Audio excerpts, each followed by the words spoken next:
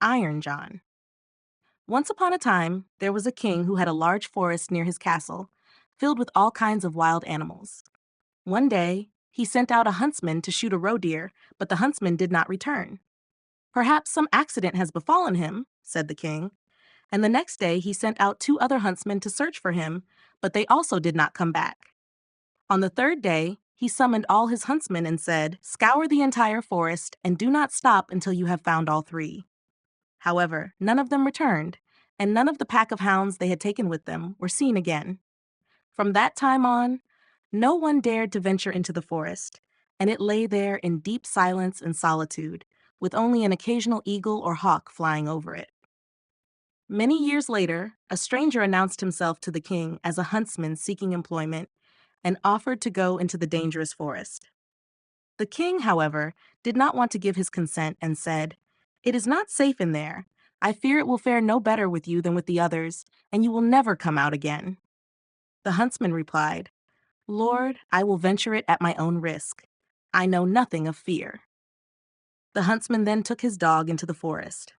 It was not long before the dog caught the scent of some game and wanted to pursue it. However, it had hardly run a few steps when it stood before a deep pool and could go no further, as a naked arm stretched out of the water, grabbed it, and pulled it under.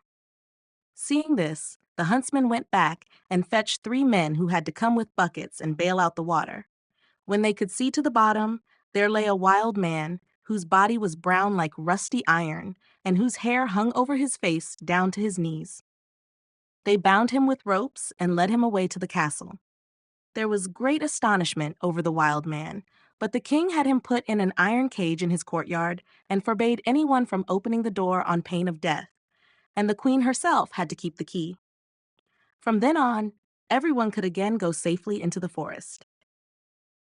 The king had an 8-year-old son who was once playing in the courtyard, and during the game, his golden ball fell into the cage. The boy ran up and said, "Give me my ball back." "Not until you open the door for me," replied the man. "No," said the boy, "I won't do that. The king has forbidden it," and he ran away. The next day, he came back and demanded his ball again. The wild man said, "Open my door," but the boy would not. On the third day, the king had gone hunting, and the boy returned once more and said, "Even if I wanted to, I can't open the door as I don't have the key." Then the wild man said, "It lies under your mother's pillow. You can get it from there."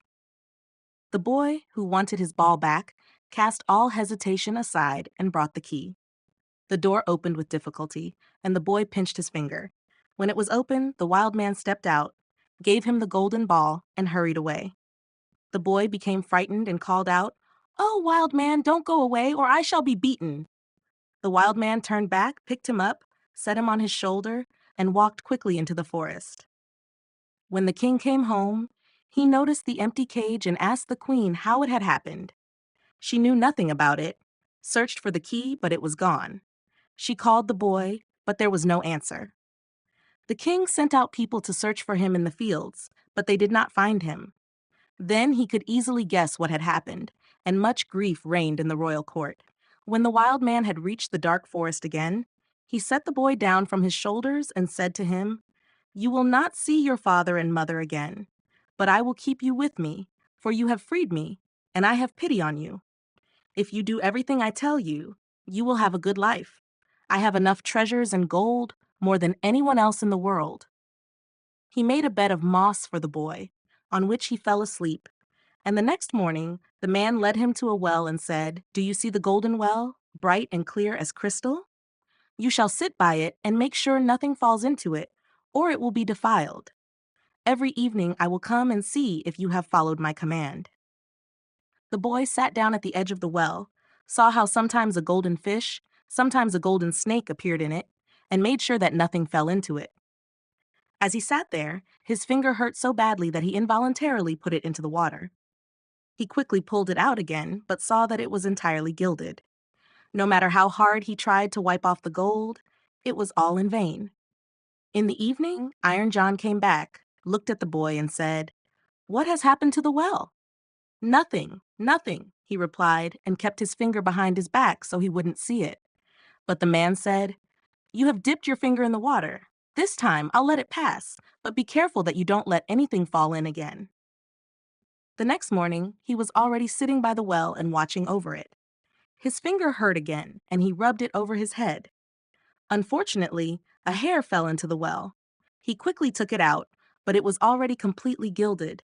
Iron John came and already knew what had happened. "You have let a hair fall into the well," he said. "I will overlook it this time, but if it happens a third time, the well will be defiled, and you can no longer stay with me." On the third day, the boy sat by the well and did not move his finger, even though it hurt. But time dragged on, and he looked at his reflection in the water. As he leaned closer to see his eyes better, his long hair fell from his shoulders into the water. He quickly straightened up, but his entire head of hair was already gilded and shone like the sun. You can imagine how frightened the poor boy was. He took his handkerchief and tied it around his head so that the man would not see it. When he came, he already knew everything and said, "Take off the handkerchief." The golden hair tumbled out, and no matter how much the boy tried to excuse himself, it did him no good. "You have failed the test and can no longer stay here. Go out into the world, and you will learn what poverty feels like. But because you do not have a wicked heart, and I mean well with you, I will grant you one thing. If you ever find yourself in need, go to the forest and call Iron John, and I will come and help you. My power is great, greater than you think, and I have an abundance of gold and silver." The king's son left the forest and traveled along both paved and unpaved paths until he eventually arrived in a large city. He sought work there, but he could not find any and had not learned anything that could help him. Finally, he went to the castle and asked if they would keep him. The courtiers did not know what they could use him for, but they took a liking to him and told him to stay. Eventually, the cook took him into service and said he could carry wood and water and sweep up the ashes. Once, when no one else was available, the cook told him to carry the food to the royal table. However, he did not want to reveal his golden hair, so he kept his hat on. The king had never seen anything like it and said, "When you come to the royal table, you must take off your hat." "Oh, Lord," he replied, "I cannot. I have a terrible sore on my head." The king then called for the cook, scolded him, and asked how he could have taken such a boy into his service. He should send him away immediately. However, the cook had pity on him and exchanged him for the gardener's boy. Now the boy had to plant and water, hoe and dig in the garden, enduring the wind and bad weather. One summer day, when he was alone in the garden, it was so hot that he took off his hat to let the air cool him. As the sun shone on his hair, it glistened and sparkled so that the rays fell into the prince's bedroom, and she jumped up to see what it was. She saw the boy and called out to him, "Boy, bring me a bouquet of flowers." He quickly put on his hat, picked wildflowers, and tied them together. As he climbed the stairs with them, the gardener met him and said, "How can you bring a bouquet of poor flowers to the princess? Quickly get others and choose the most beautiful and rarest ones." "Oh no," replied the boy, "the wild ones smell stronger and will please her better." When he entered her room, the princess said, "Take off your hat. It is not proper for you to keep it on before me." He replied again, "I must not. I have a scabby head." However, she reached for the hat and pulled it off, letting his golden hair tumble down over his shoulders, which was a splendid sight. He wanted to run away, but she held him by the arm and gave him a handful of ducats. He left with them, but did not care about the gold. Instead, he brought it to the gardener and said, "I give it to your children. They can play with it." The next day, the princess called out to him again to bring her a bouquet of wildflowers, and as he entered with it, she immediately reached for his hat and wanted to take it off, but he held it tightly with both hands. She gave him another handful of ducats, but he did not want to keep them and gave them to the gardener for his children to play with. On the third day, it was no different. She could not take off his hat, and he did not want her gold. Not long after, the land was engulfed in war. The king gathered his people and did not know if he could resist the enemy, who was overpowering and had a large army. Then the gardener's boy said, "I have grown up and want to go to war. Just give me a horse." The others laughed and said, "When we are gone, look for one yourself. We will leave you one in the stable." After they had set out, he went to the stable and pulled out the horse. It was lame in one foot and hobbled along with a limping gait. Nevertheless, he mounted it and rode off to the dark forest. When he reached the edge of the forest, he called 3 times as loud as he could, "Iron Hands," so that it echoed through the trees. Soon after, the wild man appeared and asked, "What do you desire?" "I need a strong steed because I want to go to war." "You shall have that and more than you ask for." Then the wild man went back into the forest, and it wasn't long before a stable boy came out of the forest, leading a horse that snorted from its nostrils and was hard to control. Following behind was a large company of warriors, all clad in iron armor, and their swords gleamed in the sun. The youth handed over his 3-legged horse to the stable boy, mounted the other, and led the company. As he approached the battlefield, a large part of the king's men had already fallen, and it wasn't long before the rest had to retreat. Then the youth charged at the enemy with his iron company, stormed through them like a whirlwind, and struck down everything that resisted him. They tried to flee, but the youth pursued them relentlessly until no man was left. Instead of returning to the king, he led his company back to the forest by a roundabout way and called out Iron Hands. "What do you desire?" asked the wild man. "Take back your steed and your company and give me my 3-legged horse again." Everything he asked for happened, and he rode home on his 3-legged horse. When the king returned to his castle, his daughter came out to greet him and congratulated him on his victory. "I am not the one who won the victory," he said, "but a foreign knight who came to my aid with his company." The daughter wanted to know who the foreign knight was, but the king did not know and said, "He pursued the enemies, and I have not seen him since." She inquired with the gardener about his boy, but he laughed and said, "He just came home on his 3-legged horse," and the others mocked him, calling out, "Here comes our limping fellow again." They also asked, "Which hedge did you lie under and sleep this time?" But he said, "I did my best, and without me, things would have gone badly." Then they laughed at him even more. The king said to his daughter, "I will announce a grand festival that will last 3 days, and you shall throw a golden apple. Perhaps the unknown knight will come." When the festival was proclaimed, the youth went out to the forest and called for Iron Hans. "What do you desire?" he asked. "I want to catch the golden apple that the king's daughter will throw." "It is as good as yours already," said Iron Hans. "You shall also have a red suit of armor and ride a proud chestnut horse."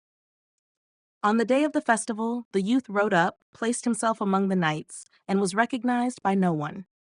The king's daughter stepped forward and threw a golden apple to the knights, but no one caught it except him alone, and as soon as he had it, he galloped away.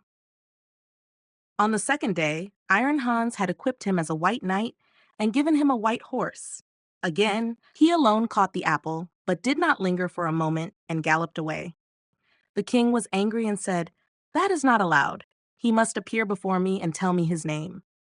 He gave the order that if the knight who had caught the apple rode away again, they should pursue him, and if he did not willingly return, they should strike and stab him.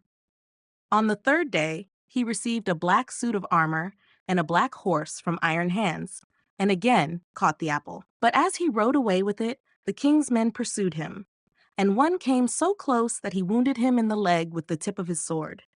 However, he escaped them, but his horse leapt so violently that the helmet fell off his head, and they could see that he had golden hair.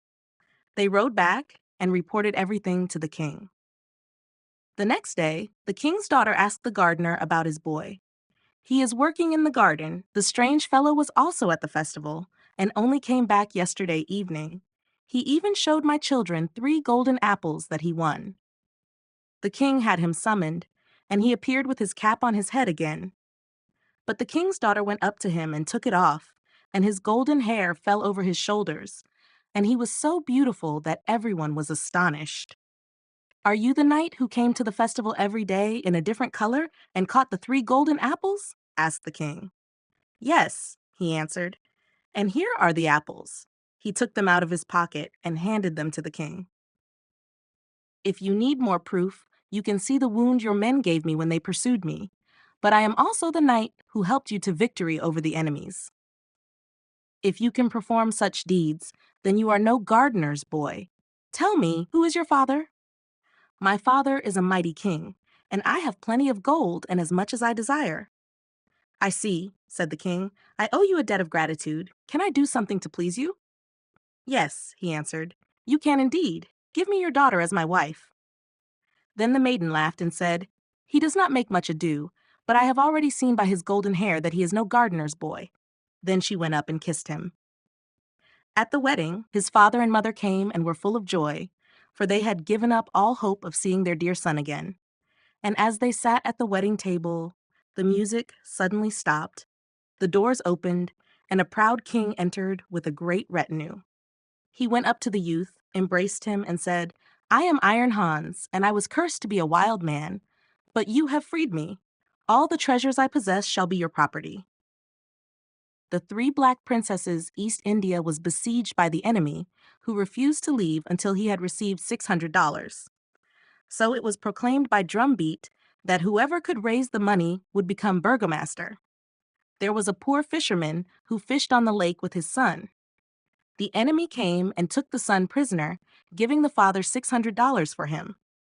The father went and gave the money to the town's leaders, and the enemy withdrew, and the fisherman became burgomaster. It was then proclaimed that anyone who did not say, "Mr. Burgomaster," would be hanged. The son escaped from the enemy's hands and came to a large forest on a high mountain. The mountain opened, and he entered a large enchanted castle where chairs, tables, and benches were all draped in black. Three princesses, dressed entirely in black with a little white on their faces, came to him and told him not to be afraid. They would not harm him, and he could free them. He said he would gladly do so if only he knew how. They told him he must not speak to them or look at them for an entire year. Whatever he needed, he should just ask for it, and if they could answer, they would do so. After being there for a while, he said he wanted to visit his father. They told him he could do so, gave him a purse of money and a set of clothes to wear, and told him to return in 8 days. He was lifted up and was instantly back in East India. He could no longer find his father in the fisherman's hut and asked the people where the poor fisherman might have gone. They told him not to say that, or he would be taken to the gallows. He went to his father and said, "Fisherman, how did you get here?" His father said, "You must not say that. If the town's leaders knew, you would be taken to the gallows." But he wouldn't stop, and he was taken to the gallows. When he was there, he said, "Oh, my masters, just allow me to go to the old fisherman's hut." Then he put on his old smock, went back to the leaders, and said, "Don't you see now? Am I not the poor fisherman's son? In this attire, I earned bread for my father and mother." Then his father recognized him, begged his pardon, and took him home. There, he told everything that had happened to him, how he had come to a forest on a high mountain, how the mountain had opened up, and he had entered an enchanted castle where everything was black, and three princesses had come to him, all dressed in black with a little white on their faces. They had told him not to be afraid and that he could free them. His mother said that might not be a good thing to do and advised him to take a holy water vessel and drop some boiling water on their faces. He went back and was very frightened, but he dropped the water on their faces while they were sleeping, and they all turned half white. Then all three princesses sprang up and said, "You cursed dog! Our blood will cry for vengeance on you. Now no man born in the world, nor will any ever be born who can set us free. We have 3 brothers who are bound by 7 chains. They will tear you to pieces." There was a loud shrieking throughout the castle, and he jumped out of the window, breaking his leg, and the castle sank back into the ground. The mountain closed up again, and no one knew where the castle had stood. Noist and his 3 sons. Between Werrell and Soist, there lived a man named Noist, who had 3 sons. One was blind, another was lame, and the third was stark naked. They went into a field one day and saw a hare. The blind one shot it, the lame one caught it, and the naked one put it in his pocket. They came to a mighty big lake where there were 3 boats. One sailed, another sank, and the third had no bottom. They all got into the one with no bottom. Then they came to a mighty big forest where there was a mighty big tree. In the tree was a mighty big chapel, and in the chapel was a sexton made of beech wood and a parson made of boxwood, who dealt out holy water with cudgels. Blessed is the man who can escape the holy water. The Maid of Brakel. There once was a girl from Brakel who went to St. Anne's Chapel at the foot of the Hindenburg. As she wished to have a husband and thought there was no one else in the chapel, she sang, "O holy St. Anne, help me soon to a man. Thou know'st him well. He lives by Sutmer Gate. His hair is golden. Thou know'st him well." However, the clerk was standing behind the altar and heard that, so he cried out in a very gruff voice, "Thou shalt not have him! Thou shalt not have him!" The maiden, however, thought that the child Mary, who stood by her mother Anne, had called out to her. So she was angry and cried, "Fiddle-de-dee, silly thing, hold your tongue and let your mother speak." The household servants. Where are you going? To Walpy. I to Walpy, you to Walpy, together we go so-so. Do you also have a husband? What's his name? Cham. My husband Cham, your husband Cham. I to Walpy, you to Walpy, together we go so-so. Do you also have a child? What's your child named? Grind. My child Grind, your child Grind. My husband Cham, your husband Cham. I to Walpy, you to Walpy, together we go so-so. Do you also have a cradle? What's your cradle named? Hippocradle. My cradle Hippocradle, your cradle Hippocradle. My child Grind, your child Grind. My husband Cham, your husband Cham. I to Walpy, you to Walpy, together we go so-so. Do you also have a servant? What's your servant named? Do-it-right. My servant Doitrite, your servant Doitrite. My cradle Hippocradle, your cradle Hippocradle. My child Grind, your child Grind. My husband Cham, your husband Cham. I to Walpy, you to Walpy, together we go so.